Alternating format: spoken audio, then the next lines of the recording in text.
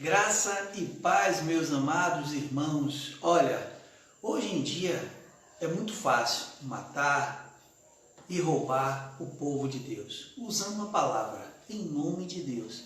A Bíblia que lemos tem uma cultura da época, uma tradição do povo judeu. Acompanhe comigo a raiz do verdadeiro dízimo do Senhor. Vamos lá meditar agora? Existem 4 tipos de dízimo na Bíblia. Biblicamente, a prática do dízimo hoje não é lei para os cristãos. Vamos mergulhar naquela época, o dízimo de Abraão. A primeira vez que a palavra dízimo é mencionada na Bíblia é em Gênesis, capítulo 14, verso 20. E deu-lhe o dízimo de tudo. Esta atitude de Abraão revela os costumes dos povos semitas daquela época, de oferecerem a 10ª parte da produção de suas plantações e de seus animais ao Senhor, ou alguma autoridade específica, como ocorreu no caso do rei de Salém, em Gênesis, capítulo 14, verso 18. Todavia, nesse episódio, que aconteceu bem antes da lei de Moisés, Abraão ofereceu a Melquisedeque o dízimo dos despojos de guerra.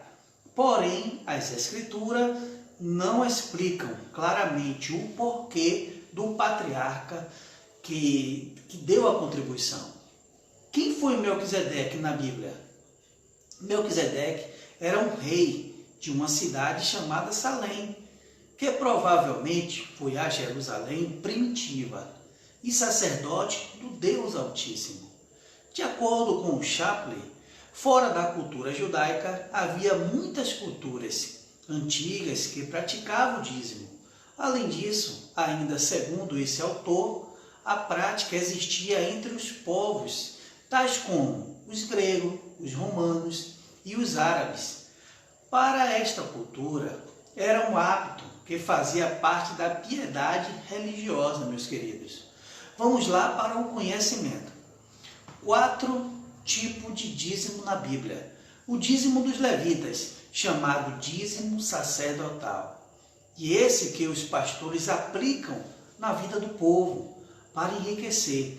Eles só sabem desse tipo de dízimo e fazem tudo para manipular o povo, usando o livro de Malaquias, capítulo 13, verso 10. Primeiro, na Bíblia não tem escrito que era para dar alimento todo mês. Olha só. Segundo, só quem podia recolher os alimentos eram os sacerdotes circuncidados da lei. Aí vem a pergunta: seu pastor é circuncidado para poder recolher o alimento? Depois desse pequeno vídeo, vocês descobrirão a sua posição e saberão que o dízimo do Senhor nunca foi dinheiro, mas sim alimentos. Olha só, aos filhos de Levi dei todos os dízimos em Israel, por herança, pelo serviço que prestam. Olha só, serviços da tenda da congregação. Disse Deus no livro da Torá, número 18, verso 21. Os levitas passarão a receber auxílio consagrado. Por quê? Ele não tinha nenhuma herança no meio dos israelitas, meus queridos. Em Números, capítulo 18, verso 23, essa contribuição servia para a manutenção. Outro tipo de dízimo que havia nos tempos bíblicos era o dízimo do dízimo. Olha só, retirado do que os levitas recebiam dos israelitas.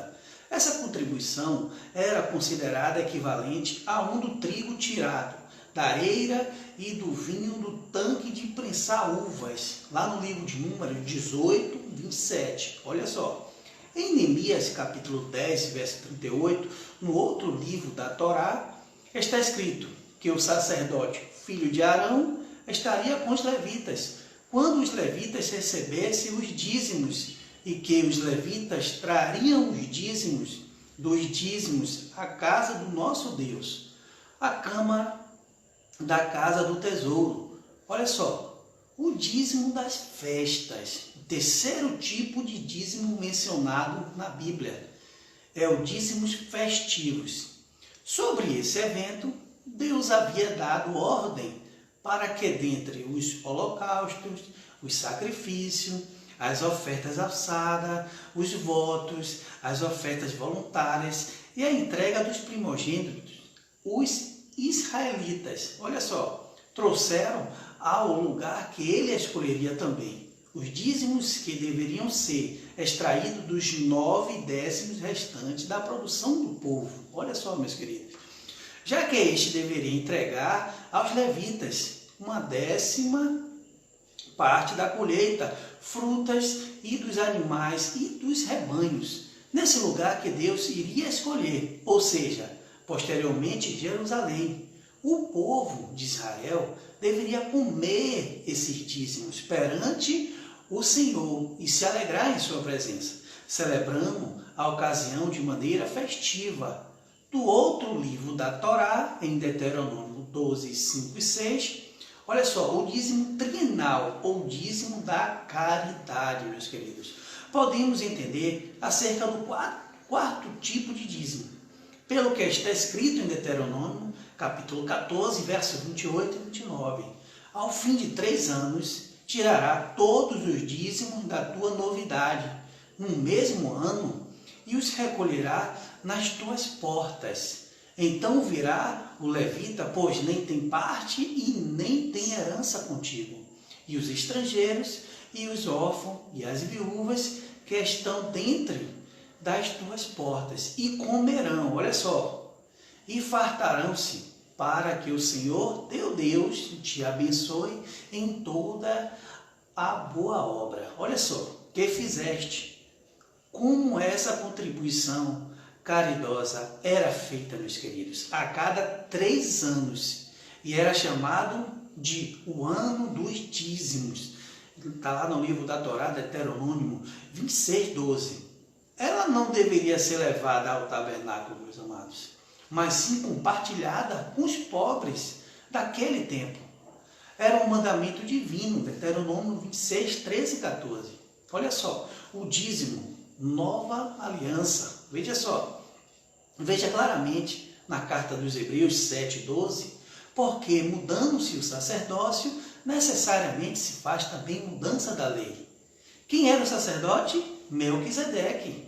Quem assumiu? Jesus Cristo. Vem Paulo cheio do Espírito de Deus e fala aos romanos, lá em Romanos capítulo 10, versos 4, porque o fim da lei é Cristo, para a justiça de todo aquele que crê. No Novo Testamento não encontramos nenhuma passagem bíblica que fortaleça a prática do dízimo, como sendo uma lei para nós, gentios.